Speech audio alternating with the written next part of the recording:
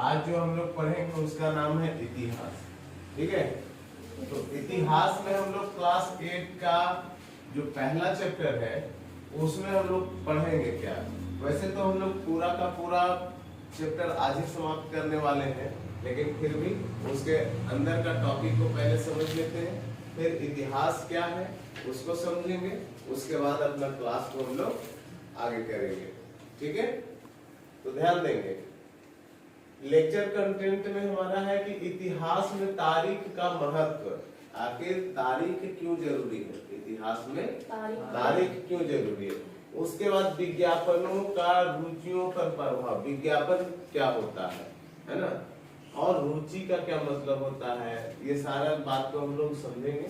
तारीखें क्यों हो जाती है महत्वपूर्ण, यही एक ही बात है कि इतिहास में तारीख का महत्व या तारीखें क्यों हो जाती है महत्वपूर्ण, मिलता जुलता टॉपिक है। आधुनिक भारत के भौगोलिक भूभाग, आधुनिक भारत यानी वर्तमान भारत जो कहाँ पे है, उसका दक्षिणी बिंदु कौन है, उत्तरी बिंदु कौन है, पश्चिमी बिंदु कौन है ना, पूर्वी बिंदु कौन है, ये सब बात को हम लोग जानेंगे यहाँ पे। उसके बाद है कि कैसे तय की जाती है अवधियां, इतिहास में टाइम को कैसे मैनेज किया जाता है ना, कैसे लिखा जाता है उसको भी जानेंगे। फिर औपनिवेशिक क्या है, औपनिवेशिक क्या है इसको भी जानेंगे। ये बहुत इंपॉर्टेंट शब्द है, ये हमको पूरा 9-10 सब जगह पूछेगा।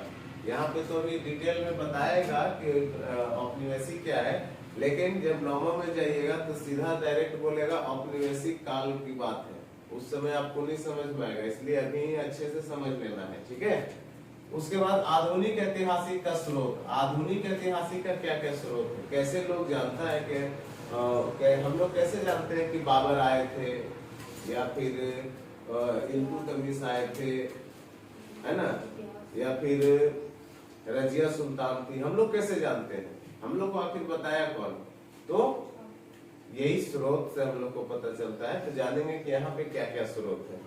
उसके बाद है सर्वेक्षण का प्रचलन, सर्वेक्षण जनगणना होता है। हाँ, तो वो प्रचलन कब से शुरू हुआ, कैसे, कौन बोला सबसे पहले कि हम है जो ऐसे आदमी की जनसंख्या को गिनती करना है ना, ये सारा बात को हम लोग जानेंगे। फिर अधिकृत रिकॉर्ड, रिकॉर्ड मतलब क्या होता है आप लोग समझते हैं? बोले तो सबूत बोल सकते हैं हम लोग, दस्तावेज, डॉक्यूमेंट, है ना। अब आते हैं इतिहास को, जानते हैं कि इतिहास क्या है। इतिहास को जान रहे थे ना? इतिहास को दो शब्दों में बांटा गया है, पहला इति, दूसरा हास। इति का मतलब होता है अतीत, है ना। अतीत किस समय को कहेंगे, जो समय बीत गया है, जैसे 2022 बीत गया है ना, 2011 बीत गया है, तो ये सब बीता हुआ टाइम को हम लोग क्या बोलेंगे, अतीत बोलेंगे। ठीक है, और इसके अंतर्गत जो घटना घटा होगा, है ना, जो घटना घटा होगा, उस घटना को हम लोग हास बोलेंगे। यानी कि हास का मतलब क्या होता है, घटना, जो कुछ घटना घटा हो, है ना। जैसे किसी का शादी हुआ होगा तो वो भी एक इतिहास है कि नहीं। आप लोग के घर में किसी का बर्थडे मनता है, बर्थडे मनता है, तो जिस दिन उसका बर्थडे रहता है उस दिन सबको टाइम पता रहता है कि नहीं। हाँ, तो वो क्या होता है कि अतीत के टाइम को हम लोग जान रहे हैं, है ना। आगे देखिए क्या बोलता है, अर्थात अतीत की घटनाओं का अध्ययन इतिहास कहलाता है। ठीक है, अतीत में जो घटना घटा है और उसके बारे में हम लोग पढ़ेंगे तो उसको क्या बोलेंगे, इतिहास बोलेंगे। सबको नहीं पता है, सबको बोलिए क्या बोलेंगे, इतिहास बोलेंगे। ठीक है, अब आया इतिहास के जनक कौन है ना। इतिहास के जनक का क्या नाम है, हेरोडोटस। ठीक है, याद कैसे रखेंगे, देखिए इतिहास को इंग्लिश में क्या बोलते हैं, हिस्ट्री बोलते हैं ना। हिस्ट्री किससे शुरू होता है, एच से। हेरोडोटस का इंग्लिश में नाम लिखेंगे तो क्या से शुरू होगा, एच से होगा ना।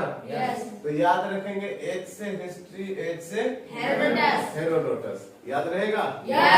गुड, आगे चलते हैं।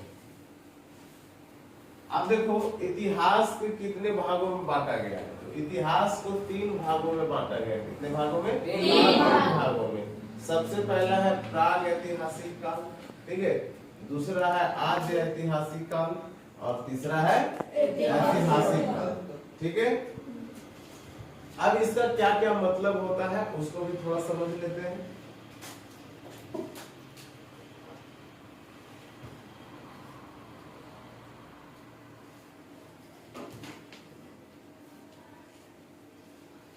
देखिए सुनो ध्यान से, प्राग ऐतिहासिक काल यह वैसा काल था जिसमें मानव लिखना पढ़ना कुछ नहीं जानता था। ठीक है, जैसे आज हम लोग लिख पढ़ ले रहे हैं ना, लिख भी ले रहे हैं, पढ़ भी ले रहे हैं।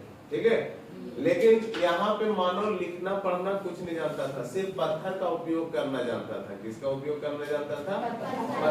पत्थर के औजार वगैरह बनाता था, जानवर को मारता था, खाता था, बस उसका उतना ही काम होता। ठीक है, इसके बाद ये वाला जो समय आया इसमें लोग लिख पा रहे थे। ठीक है, इसमें लोग लिखते थे। ठीक है, ये देखो, ये ना लिखना होता था इसमें और ना ही पढ़ना, दोनों में से कुछ भी नहीं। ना ही तो इसमें कुछ लिखा गया। आप देखो कुछ लिख ले नहीं है तो पढ़ोगे क्या? आप बोलेंगे कि दीवार पर पढ़ो जी, तो कुछ लिखा हुआ है, इस दीवार में कुछ लिखा हुआ है, बोलेंगे पढ़ने के लिए पढ़ो, तो क्या पढ़ोगे? कुछ नहीं। तो कुछ लिखल होगा तब ना पढ़ेंगे। हाँ, तो प्राग ऐतिहासिक काल में ना ही कुछ लिखा गया था और ना ही कुछ पढ़ा गया था। क्लियर है? अब आद्य ऐतिहासिक काल में आइए। ठीक है, आद्य ऐतिहासिक काल में लिखा तो गया था। क्या किया गया था? लिखा गया था, लेकिन आज तक उसको पढ़ा नहीं गया है। क्या लिखल है कि नहीं लिखल है किसी को पते नहीं है। ठीक है, लिखा तो जरूर यहाँ पे आदमी कुछ कुछ लिखा है अपना भाषा में, लेकिन क्या लिखा है उसका कोई मतलब ही नहीं है। कुछ लोग पढ़ ही नहीं पा रहे हैं, है ना, उसको कुछ लोग पढ़ ही नहीं पा रहे हैं। ठीक है, एक यहाँ पे पॉइंट कुछ गलत लिखा हुआ है, इसको हम सुधार लेते हैं।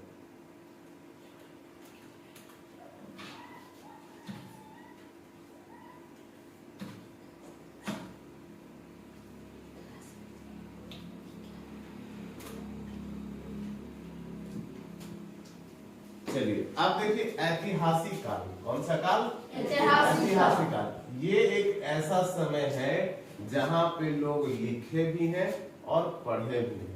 ठीक है, जहाँ पे लोग लिखे भी हैं और पढ़े भी हैं। आपका बुक शुरू होता है यहीं से। ठीक है, ये दोनों पार्ट हम लोग कहाँ पढ़ेंगे? आगे चले जाएंगे 11th 12th में, और वहां पे हिस्ट्री को अध्ययन करना होगा तो वहां पे हम लोग पढ़ेंगे, लेकिन जानकारी के लिए आपको बता दिए। ठीक है, अब इस काल में ऐसा है कि इसमें लिखा भी गया है और पढ़ा भी गया है। ठीक है, ध्यान देंगे, इस समय में ना ही तो लिखा गया है और ना ही पढ़ा गया है, और इस समय में लिखा गया है लेकिन पढ़ा नहीं गया है। सबको बोलिए, आप लोग का आवाज नहीं आता है, एक दो आता है। यहाँ पे लिखा गया है, पढ़ा भी गया और लिखा भी गया है, लिखा भी गया है और पढ़ा भी गया है। क्लियर है? यस। अब आ गया ये। अब देखो इसको भी ना, ये भी बहुत लंबा समय रहा, बहुत ज्यादा लंबा समय रहा, तो ये भी बहुत बड़ा इतिहास बन गया। ठीक है, तो इसको भी छोटा छोटा टुकड़ा में बांट दिया गया कि पढ़ने में आसानी हो। कोई भी चीज को हम लोग टुकड़े में क्यों बांट कर पढ़ते हैं? इसलिए बांट कर पढ़ते हैं ताकि हमको पढ़ने में क्या हो, आसानी हो। ठीक है, तो प्राग ऐतिहासिक काल को कितने भागों में बांटा गया? 4। पहला पूरा पाषाण काल, ठीक है, दूसरा मध्य पाषाण काल, तीसरा नव पाषाण काल। इसका क्या मतलब होता है? पूरा पाषाण काल का मतलब एकदम बहुत पुराना टाइम, जब शुरू से आदमी का जन्म हुआ था ना, तब से लेकर कुछ दिन तक। उसके बाद मध्य पाषाण काल, यानी बीच टाइम में, है ना, बीच वाला समय को मध्य पाषाण काल। और नव पाषाण काल कहने का मतलब है कि पाषाण काल खत्म होने वाला था। ठीक है, पाषाण काल खत्म होने वाला था, तो कौन सा काल शुरू होने वाला था? ताम्र पाषाण काल। एक ये अलग काल है, ठीक है, लेकिन इसको इसी में पढ़ा जाता है। ताम्र पाषाण काल का मतलब है कि यहाँ पे पत्थर का यूज नहीं, धातु का यूज होने लगा था। धातु समझते हैं ना आप लोग, लोहा, सोना, चांदी, है ना। पाषाण का मतलब पत्थर होता है, पता है ना? नहीं पता था? चलिए, पाषाण का मतलब क्या होता है? पत्थर होता है। ठीक है, और धातु का मतलब क्या? धातु हम लोग साइंस में भी पढ़ेंगे और साइंस में ही बेसिक पढ़ेंगे, इधर तो वैसा कुछ पढ़ेंगे नहीं, फिर भी जब वैसा वक्त आएगा तो बता दिया जाएगा। तो धातु में आपका आ गया लोहा, सोना, चांदी, तांबा। तो ताम्र पाषाण काल कहने का मतलब है कि यहाँ पे तांबा का, ताम्र मतलब तांबा और पाषाण का मतलब पत्थर। तांबा और पत्थर दोनों का यूज होने लगा साथ साथ में, तांबा और पत्थर का दोनों का यूज होने लगा साथ साथ में, ठीक है। इसीलिए इसको क्या कहा गया, ताम्र पाषाण काल कहा गया। यहाँ तक क्लियर है सबको? आगे चलते हैं। अब देखिए, अभी हम आपको बताए कि इतिहास को काल खंडों में क्यों विभाजित किया जाता है, अलग अलग भाग में क्यों बांट के पढ़ा जाता है, इसलिए ताकि पढ़ने में क्या हो, आसानी हो। अब यहाँ पे देखिए, जो ये आप आगे की क्लास में जाएंगे ना, जब ऊंचे क्लास में, तो ये पूरा पाषाण काल को भी वहां देखेंगे कि ये भी 3 भाग में बंटल है। ये सोचो बहुत बड़ा काल हो गया था, इसलिए इसको भी क्या किया गया, 3 भागों में बांट दिया गया। कौन कौन से भाग? तो पहला निम्न पूरा पाषाण काल, दूसरा मध्य पाषाण काल, तीसरा उच्च पूरा पाषाण काल। मतलब ये शुरू वाला टाइम था पाषाण, पूरा पाषाण काल का भी स्टार्टिंग टाइम था, फिर ये बीच वाला समय था और ये लास्ट वाला समय रहा। क्लियर है यहाँ तक? चलिए अब आगे देखते हैं।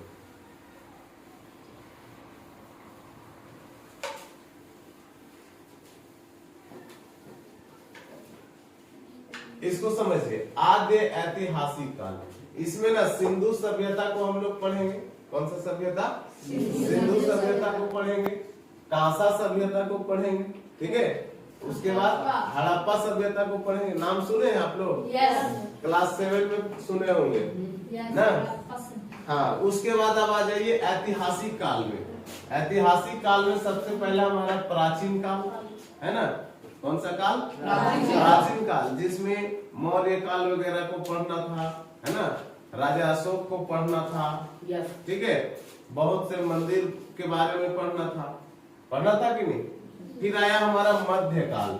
मध्य काल में क्या आ गया? मध्य काल में सुल्तान आ गए। कौन आ गए? सुल्तान आ गए। जैसे बाबर हो गए, है ना, हुमायूं हो गए, औरंगजेब हो गए, इल्तुतमिश हो गए, है ना, जहांगीर हो गए, ये सब के बारे में। फिर यहाँ मंदिर के बारे में बहुत कम पढ़ेंगे, अब मस्जिदों के बारे में पढ़ना शुरू करेंगे। जैसे कुतुब मीनार के बारे में पढ़े ना आप लोग? हाँ, कौन बनाया था? कुतुबुद्दीन ऐबक। जोर से बोलिए, आप लोग जानते हैं, जिस चीज को जानते हैं उसको जोर से बोलिए। कौन बनाए थे? कुतुबुद्दीन ऐबक। एक बात सुन लीजिए, आप लोग के मन में जो सवाल चलता है ना, वो और जो जवाब है उसको बता दिया कीजिए। उसको क्या कीजिए? अब सही है कि गलत है वो तो हम बताएंगे ना, आप लोग नहीं सोचेंगे कि गलत है। जो आपको पता है वो बताएंगे। उसके बाद हम लोग आएंगे आधुनिक काल में। कहाँ पे? आधुनिक काल में। अब आपको बता देते हैं कि प्राचीन काल आप लोग क्लास 6 में पढ़े होंगे, ठीक है। ये मध्य काल आप कहाँ पढ़े होंगे? 7 में पढ़े होंगे। और अब इम्पोर्टेंट क्या है? आधुनिक काल। इसको हम लोग 8 में पढ़ेंगे, ठीक है। जिसका आज हम लोग फर्स्ट चैप्टर पढ़ने वाले हैं।